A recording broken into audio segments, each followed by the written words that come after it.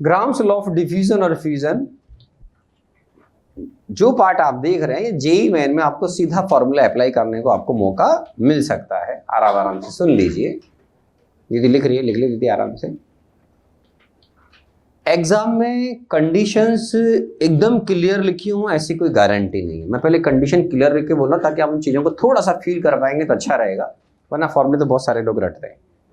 Condition ये कि अगर आप कांस्टेंट टेम्परेचर और प्रेशर रख रहे हो तो उस सिचुएशन में क्या क्या कांस्टेंट है, टेम्परेचर और प्रेशर, उस सिचुएशन में गैस का जो डिफ्यूजन का रेट है वो inversely proportional to square root of density है। रेट ऑफ डिफ्यूजन या एफ्यूजन, दो भी वर्ड, जो भी एग्जाम में कोई वर्ड यूज करे वो टेंशन लेनी है अपने को।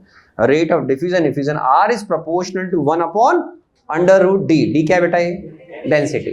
सब बच्चों को मालूम है कि आइडियल गैस की डेंसिटी पीएम अपॉन आरटी होती है, ठीक है।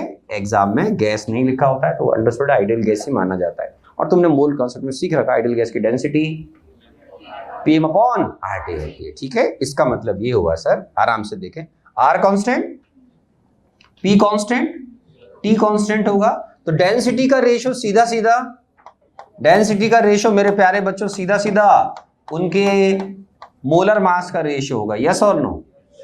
तो ये एक अच्छा कॉन्सेप्ट है जो आपके दिमाग में हमेशा रहना चाहिए।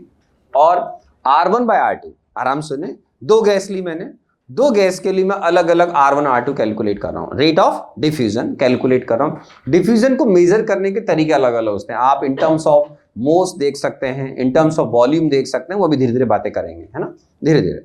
तो पहले तो हम ये बात कर रहे हैं कि एक किसी भी गैस का जो रेट ऑफ डिफ्यूजन एफ्यूजन है वो proportional to 1 upon square root of density, 1 upon under root D बोल दिया, ठीक है। R1/R2 निकालोगे दो गैस के लिए अलग अलग, तो R1/R2 क्या हो जाएगा, मैथ्स आती है सिंपल, D2 अपॉन D1 हो जाएगा, यस और नो। अगर एग्जामिनर ने डेंसिटी दोनों गैस की नहीं दी, R1/R2 क्या है, R1 फॉर एग्जांपल, R1 क्या है, common sense, rate of diffusion effusion of gas 1 या गैस A, दूसरा रेट ऑफ डिफ्यूजन या एफ्यूजन ऑफ गैस B या 2 बोल दीजिए, जो भी आपको बोलना हो, ठीक है। तो इनके दो गैसेस के लिए अगर आप डिफ्यूजन का रेट निकाल रहे हैं तो एग्जाम में ये भी पढ़ें कि किस गैस के रेस्पेक्ट में कैलकुलेट करवाने, वो RA अपॉन RB बोल रहा है या RB अपॉन RA बोल रहा है, इसकी भी वैल्यू होती है ना। तो दो गैस का अगर आप डिफ्यूजन का रेशियो निकाल रहे हैं तो वो डेंसिटी से लिंक हो गया, और डेंसिटी का रेशियो किसके बराबर आ जाएगा, मोलर मास, मास नहीं मोलर मास, क्या बोलते हैं, एम, याद है, अरे झिंगा ला लाऊं, एम क्या होता है, molar mass of gas, molar mass of gas, gram पर मोल में लेते हैं अपन, यस और नो, तो ग्राम पर मोल में मेजर करते हैं। तो एग्जामिनर की चॉइस है कि वो दोनों गैस की डेंसिटी देगा या दोनों गैस का मोलर मास देगा। आपके तो प्रॉब्लम सॉल्व हो गया, R1/R2 is equal to under root M2 upon M1, एकदम सिंपल सा फॉर्मूला हो गया। इसी कॉन्सेप्ट से ये क्यों आया समझ में आता है, अरे या इससे ये क्यों आया, रीजन ये है, डेंसिटी का रेशियो मोलर मास का रेशियो हो जाएगा, किस कंडीशन पर, कांस्टेंट प्रेशर टेम्परेचर पर। एग्जामिनर ने, सुनिए आराम से, आईआईटी में कई बार कंडीशन नहीं लिखते हैं, बिल्कुल जनरल प्रॉब्लम दे देते हैं, तो ठीक है, उसने दो गैस दे दी, आराम से, वो बोलता है मुझे इनकी रेट डिफ्यूजन का रेट का रेशियो निकाल के बताओ, calculate rate of diffusion ratio of O2 and H2, ऐसे बोल दिया, कुछ भी नहीं लिखा कंडीशन। तो अंडरस्टूड है कि सामने वाले ने कंडीशन दी नहीं है तो O2 और H2 लिखा, मतलब मुझे उनके मोलर मास मालूम है, तो फिर कॉमन सेंस लगेगा, जब उसने कुछ नहीं दिया तो हम भी ज्यादा क्यों सोचें, हमारे को फॉर्मूला रटा हुआ है R1/R2 is equal to under root, भाई तुमने डेंसिटी दी नहीं, तुमने कहीं ना लिखा ना टेम्परेचर कांस्टेंट है, टेम्परेचर तो इसमें हमेशा ही कांस्टेंट रहेगा, क्योंकि हमारे एजुकेशन 12th क्लास के लेवल पर टी मेंशन नहीं करेगा, हमेशा कांस्टेंट रहता है। हायर एजुकेशन में कुछ नोट्स एंड इक्वेशन वगैरह आते हैं, टी को लेते हैं, हमारे टी कभी बात ही नहीं करेगा एग्जाम में, नेवर, कोई इतिहास में 20, 25, 30, 40 साल के इतिहास में कोई बात नहीं करेंगे बिनी टी में, है ना, वो थोड़ा लेवल अलग हो जाता है। तो हमारे टी तो कांस्टेंट रहेगा, लेकिन पी कांस्टेंट होगा तभी जाकर आप सोचिए अपन D1/D2 को M1 अपॉन M2 लिख सकते हैं। तो एग्जाम में अगर गैसेस बता रखी हैं, सीधा ये फॉर्मूला अप्लाई होना है, तो इसका मतलब है अगर उसने कुछ नहीं लिखा तो आप भी परेशान मत हो, सीधा लगा दो कॉन्सेप्ट R1/R2 का जो under root M2 upon M1। जैसे तुमको मालूम है H2 का मोलर मास कितना होता है, H2 का मोलर मास 2, अब जिससे पूछूंगा बताएगा, खोपड़ी फोड़ दूंगा बीच में कोई बोला। O2 का मोलर मास भी तो कुछ होता होगा, अब जिससे पूछूंगा वही बताएगा, कौन बताएगा, O2 का मोलर मास कौन बताएगा, कौन नहीं बताएगा, हाँ किसी दीदी से पूछ लो, चलो किसी भाई आना चाहिए, किसी भैया से पूछ लो, एनी बेबी? चलो इधर से शुरू करते हैं। दीदी नंबर 1 O2 का मोलर मास बोलो बेटा। 32। मैं जिससे पूछूंगा उधर आप दीदी सेकंड। पक्का भैया? दीदी थर्ड? हाँ ग्राम पर मोल, नहीं तो ग्राम भी बोलोगे तो चलेगा भाई। देखो ग्राम भी बोलते तो हम समझ जाते हैं 1 मोल का मोलर मास बोले, ठीक है? सही है, ओके। तो R1 R2 under root M2/M1, यहां से प्रॉब्लम सॉल्व हो गया। अब आगे बढ़ते हैं। अब क्या हो रहा है, तुमको R1/R2 सामने वाले डायरेक्ट नहीं दिया, उसने क्या किया, जो गैसेस डिफ्यूज होकर निकली उनको दूसरे वेसल में कलेक्ट कर लिया, ठीक है? तो R1/R2 अगर एग्जामिनर डायरेक्ट आपको नहीं देता है आराम आराम से, है ना, तो हम क्या कर सकते हैं बता देता हूं मैं आपको। कोई रुको, हाँ ये आ गया। अब सुने आराम से, देखो साइंटिस्ट है, मान लीजिए उन्होंने कोई कंटेनर लिया और उसमें से जो गैस डिफ्यूज होकर बाहर निकली उसको किसी कंटेनर में मेजर कर लिया, मर्जी उनकी।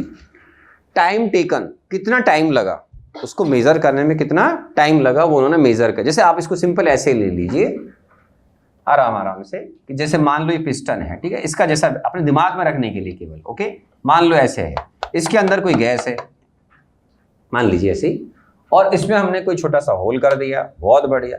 अब इस होल करके इसमें से हम गैस को पास कर रहे हैं हम, ठीक है, और इसके आउटर में वैक्यूम भी उसका कोई बड़ी बात नहीं है, तो वो आप कुछ भी करते हैं, अगर वैक्यूम ले लेंगे तो इफ्यूजन हो जाएगा, नहीं तो हम जनरल होल थोड़ा बड़ा कर देंगे तो डिफ्यूजन मानते हैं, उससे कोई फर्क नहीं पड़ने वाला। हमारे न्यूमेरिकल सेल को सॉल्व करने के अप्रोच में फर्क नहीं पड़ेगा, केवल मुझे कॉन्सेप्ट समझना है। अब क्या होता है, इसके अंदर कोई गैस भरी हुई है, तो मुझे एक बात बताओ, प्रेशर कॉन्स्टेंट है, प्रेशर कॉन्स्टेंट मतलब इसके ऊपर लगने वाला प्रेशर कॉन्स्टेंट है, मान लेते हैं एटमॉस्फेरिक प्रेशर है, ठीक है, गैस बाहर निकल रही है, मैं मान के चल रहा हूँ बाहर का प्रेशर कम है, या आपने इसके आउटर में क्या लगा रखा है, वैक्यूम लगा रखा होगा यार। तो आप मुझे आराम से बताइए, अगर गैस निकल के बाहर जाएगी या जाना शुरू हो जाएगी तो पिस्टन नीचे बैठेगा कि ऊपर जाएगा?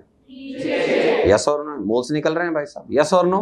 तो जब आपकी किसी भी गैस के मोल्स बाहर निकलना शुरू होंगे तो आप दो तरीके से बात कर सकते हैं, या तो जो गैस डिफ्यूज होकर बाहर निकली इसके वॉल्यूम को मेजर कर लूं, या इसके मोल्स को मेजर कर लूं, दोनों तरीके से बात हो सकती है। तो आराम सुने, आर को कुछ साइंटिस्ट या कुछ ऑथर क्या, अपन तो डिवीजन अंकल की बात करते हैं बस, डायरेक्ट ग्राम्स की।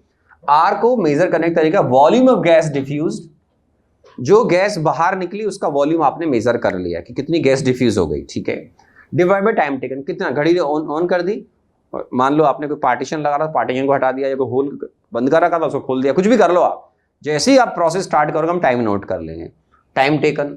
तो R1/R2, ये R किसके बराबर है बेटा, V/T के, तो R/R2 क्या हो गया, V1/T1 डिवाइड बाय V2/T2, उसको अपन ऐसा लिख सकते हैं क्या? सोच लो आराम से।